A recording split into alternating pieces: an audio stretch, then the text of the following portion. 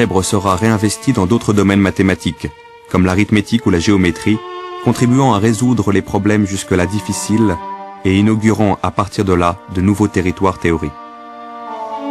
Dans la chaîne des maîtres, dont beaucoup restent encore pour nous simplement des noms, car on n'a pas retrouvé leurs œuvres, il nous faut citer l'un des plus grands, Ibn al-Haytham.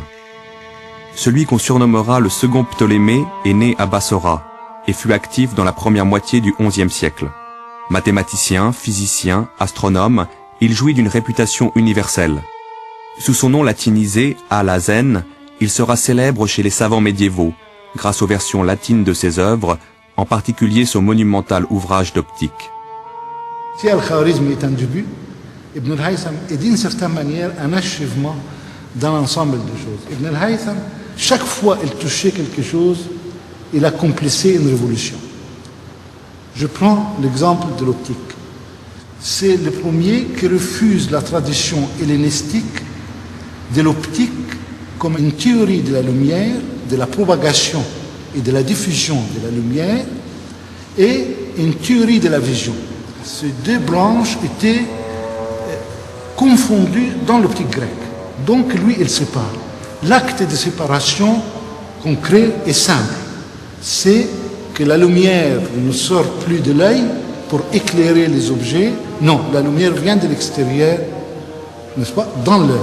Or, cette séparation a été accomplie grâce à des choses. La première, que désormais, en optique, quelle qu'elle soit la branche, il faut que ça soit géométrisé.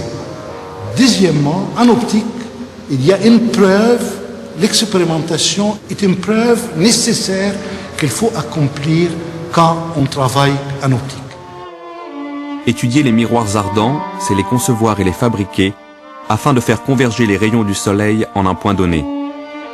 Selon une légende tenace, Archimède aurait élaboré un tel dispositif, qui fut utilisé lors de la bataille de Syracuse pour incendier la flotte ennemie.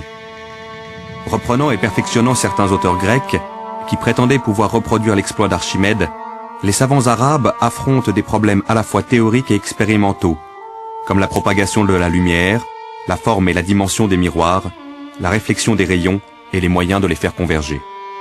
Ibn al-Haytham fait franchir des étapes décisives à toute l'optique en général.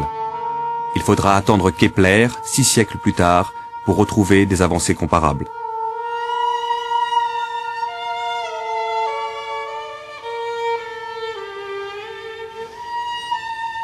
C'est pour cette raison-là Ibn al-Haytham était à la fois immense, aussi bien en Orient qu'en Occident. Parce qu'on a traduit son livre principal, qui est l'optique, sous le titre Opticae Thesaurus al-Hazani.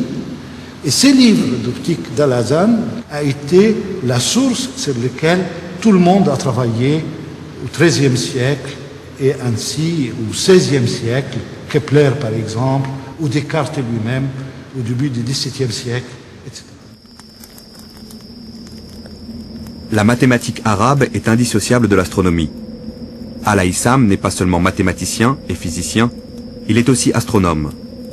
Il va contribuer à critiquer le modèle de Ptolémée sous lequel s'est bâtie toute l'astronomie de cette époque. Avant Ptolémée et bien avant l'arrivée des Arabes, la majorité des civilisations observant le ciel, les Babyloniens, l'Égypte pharaonique, voient la Terre comme le centre du monde.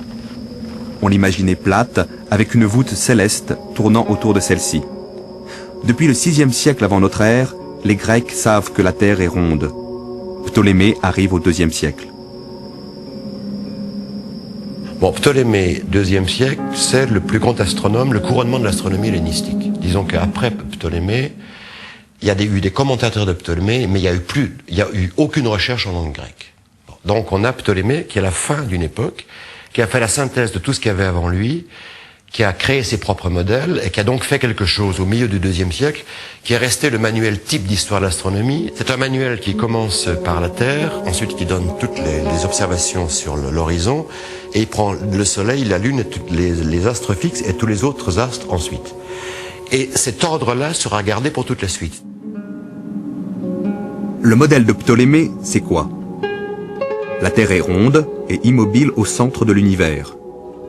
Autour d'elle pivote la toile du ciel, avec des étoiles fixes les unes par rapport aux autres. à l'exception de certains objets célestes qui évoluent sur cette toile de fond selon des trajectoires pouvant paraître aberrantes. Nous savons aujourd'hui que la Lune, Mercure, Vénus, le Soleil, Mars, Jupiter et Saturne, que les anciens appelaient les 7 planètes, composent en fait avec la Terre un système mobile dont le centre est le Soleil, et non la Terre. Leurs trajectoires ne suivent donc pas exactement la rotation de la voûte céleste, telle que la voyaient les Grecs. Les Arabes vont reprendre l'héritage de Ptolémée qui avait commencé à expliquer ces trajectoires aberrantes en élaborant un premier modèle géométrique. Des cercles emboîtés tournent autour de la Terre, auxquels on adjoint des cercles dont le centre n'est pas celui de la Terre, les excentriques, ainsi que des petits cercles dont le centre lui-même est mobile, les épicycles. À partir de Ptolémée autour de 150, vous avez eu des commentateurs de Ptolémée, mais plus personne n'a fait, on n'a que quelques observations isolées entre le 2e et le 9e siècle. On a donc une pratique de l'astronomie qui avait complètement disparu. Alors lorsque les textes sont traduits au 9e siècle, début 9e, ils ont donc des textes, mais il n'y a plus de pratique. Il faut donc retrouver comment se fait une pratique. L'Almagès est traduit en 825-826. Dès 827, il y a 2 observatoires créés, un à Bagdad, un à Damas. Et celui de Damas est avec un plan d'observation continue sur 1 an du Soleil et de la Lune. En astronomie héllénistique, il n'y a pas d'observation continue. Et lorsqu'on prend les observations de Ptolémée, ce sont toutes des observations qui sont ponctuelles. Là, on a des observations continues, et lorsqu'on dit que les observations continues datent de la fin 16e avec Tycho Brahe, je regrette, ça date du 827 à Damas. Les Arabes s'aperçoivent que le modèle de Ptolémée n'explique pas tout. Il va falloir rajouter et rajouter des cercles qui rendent ce modèle incroyablement complexe, sans pour autant tout expliquer. D'autant plus que les Arabes, pratiquant l'observation astronomique sur des échelles et des durées encore jamais égalées, détectent de plus en plus d'incohérences dans le modèle de Ptolémée. Mais le modèle géométrique mis au point par les Arabes permet de prédire par exemple où sera la planète Mars le 5 mars à telle heure.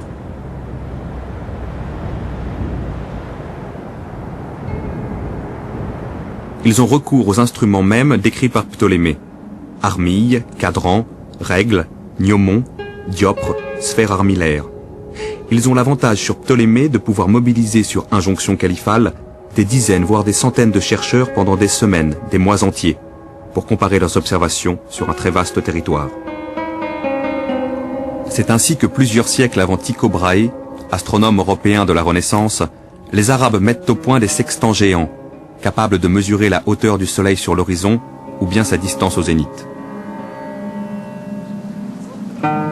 Nous pouvons voir un exemple encore debout des sextants arabes dans l'observatoire de Samarcande, construit plus tard selon le même modèle. Il est constitué d'un quart de cercle d'un diamètre de 40 mètres. Ce quart de cercle est situé dans une construction fermée, percée d'un trou où passent les rayons du Soleil. Il est composé d'une double rampe de cuivre, graduée de plusieurs dizaines de mètres de long. L'espace entre chaque graduation, soit 35 cm, correspond à 1 degré. Pour lire l'angle du Soleil par rapport à l'horizon, il suffisait de trouver le centre de la tache lumineuse sur le cuivre, formée par le rayon du Soleil passant par le trou, au sommet de cet observatoire.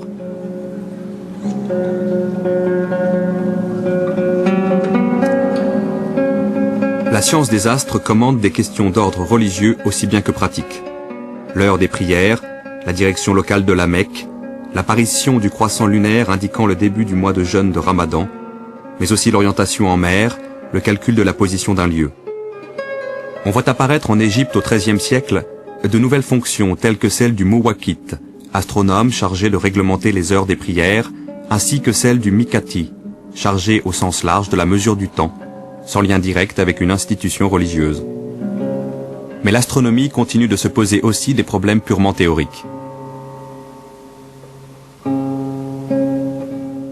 La question pratique posée est immédiatement dépassée et qu'on a des études théoriques immédiatement qui n'ont plus aucune application pratique, qui sont simplement par un jeu de recherche. Et par exemple, Thabit Ben-Korra, il prend toutes les orientations possibles de plans. Et il se demande comment arriver à calculer les lignes d'heure sur ces plans, et il fait une étude exhaustive là-dessus. Ça n'a aucun intérêt du point de vue pratique.